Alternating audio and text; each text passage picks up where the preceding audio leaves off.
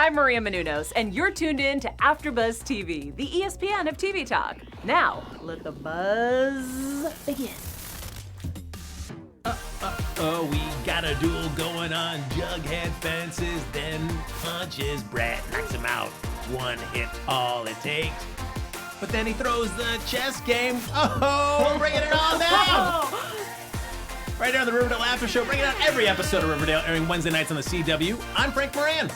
And I'm Katie Kawamoto. I'll also be in the chat. I wanted to give some shout-outs real quick to Jassy Jones, Forever Mamaverse 24, Billie Jean 24, and Iron Knight for joining us again. Thank you guys. I'll be in there if you guys have any thoughts. Please send them, especially if you have your stuff for a special segment with the class clown or class president. Beautiful. Ooh, nice. And I'm Dontera Terrell. Oh, yes, and making us look good, sound even better. Make sure we're in the right place. We're in the right place. Ryan Nelson in the booth. Right time. Still wearing that awesome collared shirt, although a little earlier I had to unbutton it a little because it's getting a little hot in here, but I'm buttoning it back up because it's freezing outside. Yes. I don't know what the temperature is in Riverdale, but I'm sure as heck certain it's warmer than here.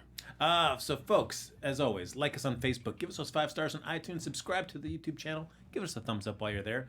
And as Katie mentioned, the chat is up and running, but if you're watching after we stream live, feel free to comment down below. So we'll break down the episode, we'll do our class president and class clown, a little bit of news and gossip, and then if we get some time here, some predictions to round it out. But before we dive into this episode in excruciating, minute detail, Dontera, what did you think of the episode overall? I mean, Riverdale is going to bring the drama. We were talking during the taping, and we said that they sort of mellowed it out a little bit in comparison to last week. But, of course, we still got the good stuff. Yeah, yep, there you go. Katie? I felt like this one kind of felt more true to them feeling like high school students to me than they have in a few episodes. And lots of violence. I wasn't expecting that. I was like, I mean, you know violence exists in Riverdale. I just wasn't expecting there to be so much of it in one episode. And I was starting to feel like it's, if anybody watched Pretty Little Liars, it kind of was giving me some of those late Pretty Little Liars seasons vibes where it's getting to be a lot to handle, where your brain's just like, okay, what storyline are we on again? This person's good, now they're bad. It's just a lot. That's all. So good old Archie's Uncle Frank comes into town. I was not expecting him to ride out of town like this. I did not think we were going to be getting a former soldier, former buddy, who's now a mercenary, who's coming to kill him to clean up loose ends. I was not expecting Uncle Frank's storyline to go there. So as I missed getting to watch it with the both of you live, Dontera, when we find out that good old Uncle Frank's mercenary pal comes back to eliminate him, what did you think? Okay, so I just want Archie to stay out of grown folks' business, personally, because I feel like he's involving himself in too much drama, and then he came after him, and he's telling the uncle, I mean, just turn yourself into the feds. I mean, I'm like, dude, it just doesn't work like that. He was like, well, they'll probably cut you a deal, and I feel like that's when you sort of see his age, like, yeah, he's in high school. It doesn't just work like that. But what I thought was funny, they did put a little humor in there after Archie knocked him out in the kitchen when he was fighting his uncle, and he was like, I just forgot my phone. Can you imagine going into your house and you see all that? You're like, whoa, I would have forgot that I came for my phone. And then and the high school, where was the security? I mean, pipes are exploding. He's going in classrooms. I'm like, yo, principal, teachers, security, anybody. Yep. Just lone Keven. That was it. That was all we got. And then they were like, when they left the bathroom after Archie gets beat up, they're just walking all, so, are you okay? Oh, yeah, I'm okay. Are you okay? I'm like, yo, run. Go get help. Now, Katie, I feel you're a woman shrouded in mystery. So what are the odds before this after show is over, somebody from your past is going to come on a mission to try to eliminate you? Do we need to worry? I'm about 85% sure that there's no need to worry. Okay. All right. So okay. I'm leaving a little bit of room there in case. Just in case. You don't want to jinx yourself and say, I'm 100% sure no one's going to come after me, and then next thing you know, you're taken out. So Now, I don't know. For me, it just seemed like this is what we're going to Riverdale now. We're adding all these, all these spy tropes or ex-military tropes into Riverdale. Is that almost too much? Was that too much for you, or is that just enough? For me, I did type what she did. Where is everyone else at the school? My whole thought of this was, okay, this is the direction we're going. We know Riverdale is a dark place. Why is there no security at the school by this point? Yeah. Doesn't it seem like that should be one of like the number one priorities, that things go down at this school and in this town? You think they'd have more security? Yeah, people have been killed in that school. At this point, nothing surprises me because all sorts of stuff happens at Riverdale. You cannot keep track of what could possibly happen. But they could be a little bit more prepared than they tend to be. The only thing I was hoping was that when Archie is fighting Uncle Frank's mercenary pal, they're in the common room of the high school, which I never had a big, huge common room at a high school. But I was really hoping it was going to be the Principal Honey was going to be the one that was going to stop him, because I was like, ooh, maybe we find out that Principal Honey's got some skills that we never knew about. But turns out it's Uncle Frank who, even though Archie says, you know, get out of town, it's fine, he comes back because he had a feeling this was going to happen. Do you think Archie is still, his feelings about Uncle Frank have changed, or do you think that he's still, you know, on his side, or do you think like he's like done, like, get out of town, leave me alone, I don't want anything to do with you? I think he's still on the same side, but I also feel like Archie, maybe not right now, because he's just, you know, fresh off all this drama that's happened, but in a day or two when he feels like, oh well, all right, so I kicked out Kevin's dad, so I could let Uncle Frank be the foreman now, so now I have no foreman.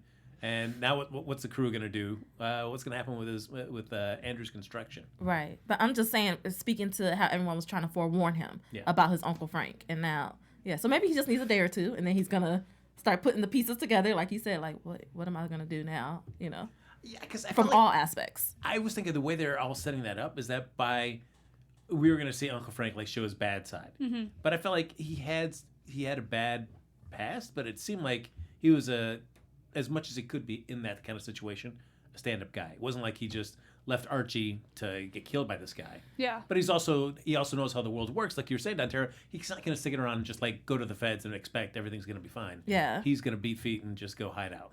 Something about Uncle Frank just doesn't seem right, sit right with me. I feel he's lying. Something more to him. And I noticed that every time someone asks him about his past, it's always like somebody else's fault, or it's some like, well, I just fell on hard times, you know, everything just reverts back to that, as opposed to just being like, look, here's what happened, you know, taking accountability. It's always like sort of like a sob story about his past or just someone else's fault. So I'm not trusting Uncle Frank. I feel like it's more to him, and we haven't even scratched the surface of him. For me, I thought it was one of the quickest exits from a character that's kind of been introduced. I was like, all right, this is somebody we're going to kind of see kind of, you know, trickle in and out for the rest of the remainder of the season. But he was just in for a few episodes, and boom, see you later, Uncle Frank. Or was he? I mean, until I guess he comes back at the end, where it's like, I couldn't stay away. He's coming back. It's coming back? He's coming back. So before the end of the season, we're going to see Uncle Frank. We definitely are. All right. Yep. Okay. That's my early prediction. You know, but I have to admit, I got a soft spot for any time that FP and Archie work together.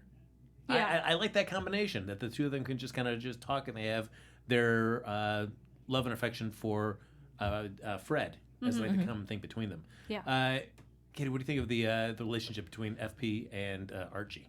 I like it because first of all, it is basically a second dad growing up, because, you know, he's best friends with Jughead, and there is something just like you said exactly with the whole both of them having that bond over his father, and I think he needs someone like that right now to help him through anyway, even if he isn't gonna physically say it, that he is there for him, and he needs some sort of a father figure in his life right now, and FP is the closest thing that he has to that, and honestly, sadly, the sanest.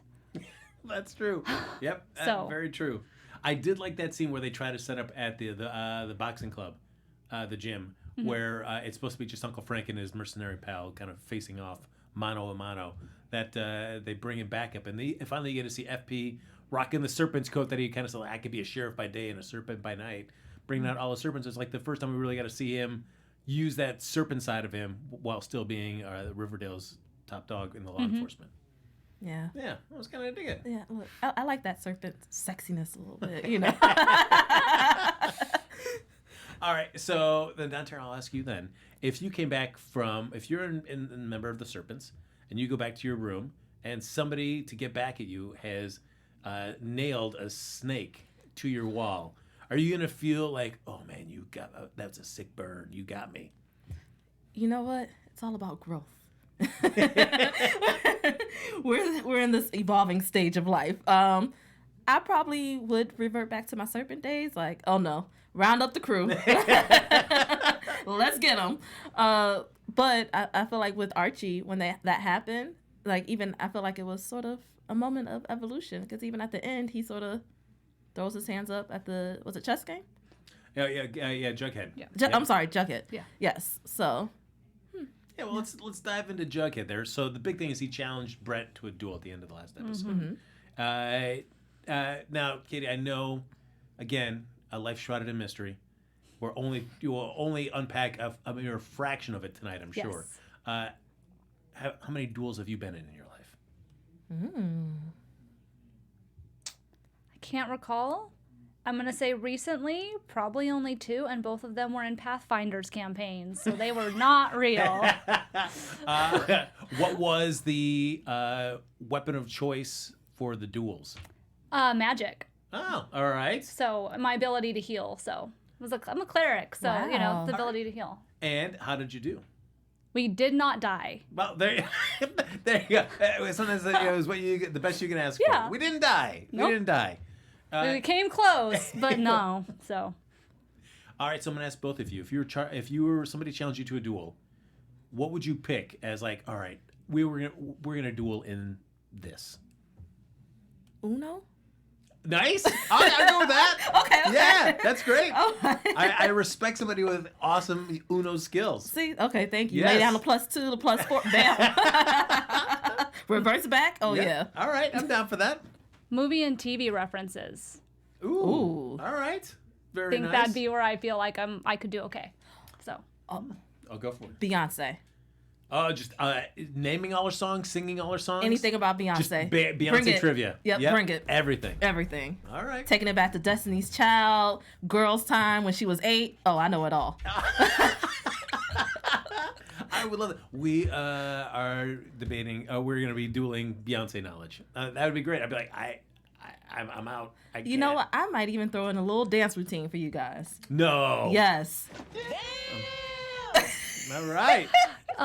Jassy in the chat says the duels were interesting, but seeing Brett getting knocked out by Jughead was good. I agree. That was my favorite part. He's like, we ain't gonna need any matches, and I'm like, you've messed with the wrong dude in this particular sense. Yes. So. And how they perfectly had him laying on the ground with his arms up. Oh yeah. That was perfection. That was. So the first thing they choose is fencing. And that's what Brett chooses. And Jughead just wants to do, like, can we just say Bare-Knuckle Brawl? And I think Jughead went in thinking it was just going to be one thing. But now we find out that it's going to be 3 things.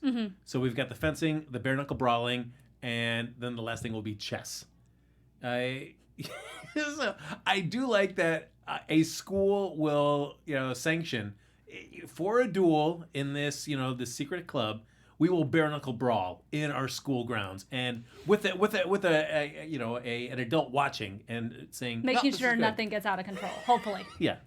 I just feel like that school is evil and dangerous. But I mean, is it really different from Riverdale? Nope. So, Just different ways. I was about to say Yeah. different dynamics. More but money. yes, I'm gonna say more money. Right. But Jughead does not too bad on the fencing. I mean, somebody that has never grown up fencing at all. He gets at least one point Yeah. before he loses. But yes, Kitty, as you're saying, the bare-knuckle brawl was the highlight. Because, Jughead, growing up in the Serpents, he's had to, hold his own. Yeah. And it was just great to think, Brett, like, oh, I outweigh him. I'm taller. I'm more muscular. And it's like, Of course. Brett, come on, man. He was in a gang. Yes. He can knock you down, and Yeah. he did. And I just had to chuckle. I think we both chuckled while we were watching it, just Yeah. because he got himself into that, and there was really no way for Brett to win that one. So, yeah. I feel like the worst thing is if you throw a punch at somebody thinking like, all right, this is a good punch, and they just kind of like, oh, that was pretty good. If they just kind of shrug it off like that, I'm like, okay, I got to rethink this. This might not be a good idea. Right. I was honestly, Brett, him winning all the time. I just like, why is he always winning? Why is he a winner? Like, what's happening? I don't know. It just annoys me. And I'm like, people like you don't win. Why do you keep winning? I feel like that was like sort of my, I feel like by the end of the season, I think we'll see him get some sort of comeuppance, but which I guess will make it all the sweeter, supposedly. But I agree, it is frustrating to see, like, more often than not, he's edging out everybody. Yes, like. But it was super satisfying to see him realize that he didn't win that game because he won the game. He won it because Jughead basically let him win. And I think that's going to mess with his head. Like, he let me win. What if was I good enough to beat him? He'll never know. And I think that might drive him crazy. And I just have to give a shout out again to the chat, though, that they're talking about how this is the second time Cole has played chess, and he did play chess on The Sweet Life of Zach and Cody way back when. So it was another nod to just like a Easter egg, I guess. So I have to say, they've all been saying it. So, yeah. So Jughead was playing mind games with Brett. Yeah. He's giving him a taste of his own medicine. I mean, at least that's what I kind of got from it, because we know that Brett is a psychological type person where he likes to mentally bully people, and That's true. Jughead can do it too. A kind of running parallel to that story is Betty trying to figure out what the deal is with Brett. Was he behind the murder of Mr. Chipping? Has he been filming sex tapes of various people in his room? Which we know that camera's been on while Betty and Jughead were getting it on one time. So we know that is happening. Betty does not find those tapes, at least we think, at the end of the episode. What she ends up finding end up being confessionals from members inducting into the Skull and Quill Club. But what I did like about that storyline, though, was just seeing Alice and Betty working together without any of the drama. They were just like two people combining their nose for detection together, and I like that. Katie, are you a fan of finally getting rid of the Betty and Alice drama? Like, hey, let's see them actually team up and do something together instead of being at odds all the time. It kind of almost seemed like they're a little bit stronger together than you would originally think based off the history that they have. But to be able to see that even despite all this crap that they've gone through, they're able to realize that two is better than one. Because in that sense, she does have her mom who's older has more experience in it and might not make some of the same mistakes Betty does. And it was just interesting that the two of them complement each other so well when they have mutual interest and mutual reasoning for something. We do see, though, that Brett stops them before they can take the tapes, except for one. They're able to get one that's labeled Donna. And she plays it for Jughead at the end of the episode. And we find out that Donna's been using the same story that she told Betty about some affair that had gone wrong with an older person. And Betty's like, she's lying. Because this is 2 times she said the same exact story about 2 different people. Right. So, Dantera, are you buying into what Betty's saying about maybe we should be looking more at Donna than Brett? Well, I mean, I wouldn't put my guard down about Brett, but I do agree with her. They do need to look at Donna because she always has the inside information. You know, Donna does, and she's always there, but not really there. You know, like she gives her input, but it's sort of like, but no, Brett is always like that. Everything is always reverting back to Brett. But also her stories are similar. Like, I feel like with Alice and Betty, Alice has trained Betty to be, or is training her to be a great journalist and even like an investigative reporter. So she's picking up on those clues, even her voice including, like she picks up on everything. So I'm all in with Betty. And usually Betty's right. When she puts 2 and 2 together, she's generally right. So I'm going with Betty. All right. We also have a storyline with Veronica going to New York, interviewing for a new college, which she gets accepted into. But we get to see a nice little introduction of Katie Keene, Correct. leading into the spinoff that'll be on Thursday nights on the CW, which will be taking place 5 years in the future. But we get to see Katie Keene, I guess present day, where she's doing things are not going so great for Katie, a sick mother who's struggling with stuff. But we see at the end that Veronica's learned that, hey, family matters, because Hiram's got a degenerative nerve disorder that's going to affect him, and so it's time to take back that lodge name. Did you see when they were having a conversation, her and Katie Keene, it sort of foreshadowed, I look like the family sickness or apparent illness. So Katie was talking about her mom's illness, and then Veronica came back to learn about her father's illness. So my mother passed away, so that was kind of, heart-wrenching for me, if you will. So I felt that pain, just knowing being a caretaker for 14 months while my mom was in the hospital. So I get it. And it's rough. It's Yeah, I can imagine that. Wow, very sorry, because that's not something that I've not gone through, and I Well, I'm sorry you had to go through that. Sorry, didn't mean to kill the vibe. That's I'm fine. sorry. But Katie, we do find out that were you thinking this is where the Hiram story was going to go? Not at all. That we're going to introduce this medical crisis to Hiram? That did blindside me completely. You knew that they needed to add something, but that kind of gets her to come back to her dad and kind of not be this terrible person toward her dad. I just didn't expect it to be that.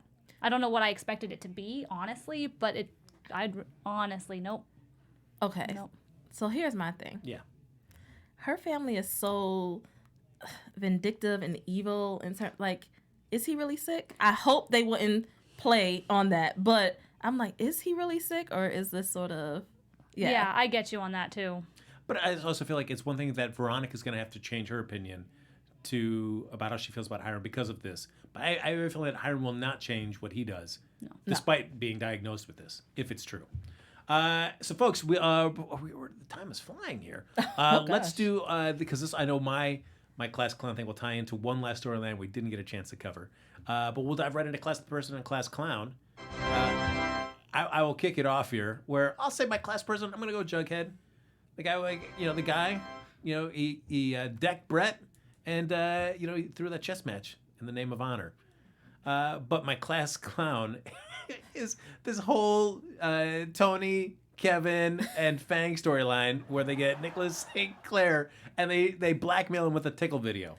They blackmail him with a tickle video. That's where this tickle line storyline's been going. We're blackmailing people with tickle videos now. Cool. Ridiculous. I also don't know how... It's not a sex tape. It's just a tickle tape. Is that so awful if anybody ever saw you getting tickled? I don't know. Who knows? Katie, what about you? Class clown is going to go, honestly, a little bit opposite of what you think. I actually am going to say class president first. Class president as Tony, just because we got to see Tony be her little badass self again, right. Which I liked, because, we do see that serpent blood running through her, and, if she means business, she could make your life hell. So I did like her as the class president. Class clown, I'm just going to go with Nick. Because he was stupid. You're going to walk back into Riverdale and possibly run into Cheryl and not think that something's going to go down. I mean, that's just kind of dumb, honestly. And people, so all the people said that they thought Tony was the class president, too. I saw it in the chat. I didn't forget about you. Okay, so I was actually going to say Tony for my class president, but you know what? I'm going to say Cheryl because I appreciate her breaking down those walls and showing her vulnerability. She's not a vulnerable person, and she sort of acts like nothing phases her. So it was refreshing to see her actually open up, and then Tony jumped right in. But I like that. And even at the end where her and her friends were laughing, it was like a normal teenage girl in the sense that she was surrounded by love and friendship and people who were there to support her in this time. I would agree, because I like when you get to see that human side of Cheryl. Exactly. Class clown, I'm going to go with Alice when... her and Betty were in the dorm room with Brett arguing, trying to get the tape, and she asked him straight up, did you record me and Jughead having sex? And Alice, Betty! I'm like, come on, Alice, now you know. You know what's going down. Yes. So, yeah. That's valid, yeah. As Katie mentioned, feel free to keep chiming away in the chat about who your class president and class clown of this episode is. But before we wrap up, folks, we got some hot news and gossip. We'll throw it over to Katie at the news desk. All right, so this weekend was Sundance, if any of you guys have followed it. Camila Mendes was actually there for her new film, Palm Springs. It's a rom-com that is directed by Max Barbakow, I think you say his name. It's produced by The Lonely Island, a.k.a. Andy Samberg, Akiva Schaffer, and Horma Tacone. And they actually sold their film for $22 million to Hulu and Neon. So she was there, and I think we had a picture, if it pops up, of her at Sundance Festival. She says, I think it says Sundancin', hashtag Sundancin'. So it was a successful weekend for them at Sundance. Also, Lily Reinhart is the face of CoverGirl as their ambassador of their new Clean Fresh collection, a vegan, natural-looking makeup line. But in the article, in an article within Style, I found out she's releasing a poetry book called Swimming Lessons, and it's coming out this spring. And they asked her, what role did your personal experiences play in shaping the writing of your book, and have you shared your poetry with anyone who's inspired it? She said, I've definitely shared my poetry with a couple people who inspired it, but it's kind of been private for the most part. I would write poems as a way of processing my emotions, but a lot of the times poetry came to me from a feeling. A feeling would lend to create a story to help translate that feeling. I want to think of my book as a little bit of fiction. I have felt all of these feelings and emotions, but they're not all my own personal experiences. Sometimes emotions can be built up and exaggerated through storytelling, and that's what some of the poems do, which I liked because she writes in the show. So I kind of felt that was a really interesting thing where you're seeing Betty kind of in real life, and she's also a writer. So it was interesting. Nice. Yeah. Folks, before we get out of here, why don't we just do a lightning round of predictions? AfterBuzz TV prediction. Donterra, do you have anything based on what we saw for next week where Veronica's breaking down into Archie's arms? I don't know what I'm doing anymore. I was just gonna say I don't think Veronica's going to college. I feel like she's gonna stay with the breakdown with her and Archie. You know, when they had that discussion, I feel like it foreshadowed it with Katie Keene, and she was like, well, maybe we could do the long distance. And she asked her, was Archie moving? She was like, no, Riverdale needs him. And I also feel like with her father's diagnosis, then she's not gonna go to college. Interesting. She'll stay in Riverdale with Archie and her dad. Nice. I agree with what she said earlier about Frank not being gone. He's gonna be back, I think. And then also, I think Donna is involved with something, but I don't necessarily know it's the same thing that Brett is going through. I think they're both doing something, but it's separate. You know, I noticed all those tapes were on VHS tapes. We've got people throughout the whole season being delivered VHS tapes where they have those long just shots of people. So I feel like I'm just going to throw in like somebody at Stonewall Prep is behind the VHS tapes of just the long shots of people's exteriors of their houses. Stonewall Prep is so evil. Yeah, it's so creepy. That's a good prediction. Yeah. Folks, that's going to do it for this episode of the Riverdale After Show. Thank you so much for joining us. As always, like us on Facebook, give us 5 stars on iTunes, subscribe to the YouTube channel, and thank you everybody for hopping in the chat. But if you want to stay in touch with any of us even after we're off the show, Ryan, the best looking producer in town, where can they find you? You can find me at Ryan Nilsson on Twitter, at Ryan Nilsson _ on Instagram. Where can they find you, Katie? They can find me on Twitter and Instagram at KT_Christine, or on the Batwoman After Show at 10:10 on Sundays, or the Con Guy Show, which is also produced by Ryan, on Monday nights at 10:10. Oh, nice. Ooh, you working. And you can find me, Donterra Terrell, on all social media. Follow me on Twitter and Instagram at HappyGoJackie. Folks, that's going to do it for this episode of the Riverdale After Show. We made it. 85% was enough, Katie. Nobody attacked us. True. Yep. All right. Yes. But we'll see you back here next Wednesday night for an all-new episode right here on AfterBuzz TV. Bye, everyone. Our founder, Keven Undergaro, and me, Maria Menounos, would like to thank you for tuning in to AfterBuzz TV. Remember, we're not just the first, we're the biggest in the world, and we're the only destination for all your favorite TV shows. Whatever you crave, we've got it. So go to AfterBuzzTV.com and check out our lineup. Buzz you later. The views expressed herein are those of the hosts only and do not necessarily reflect the views of AfterBuzz TV or its owners or principals.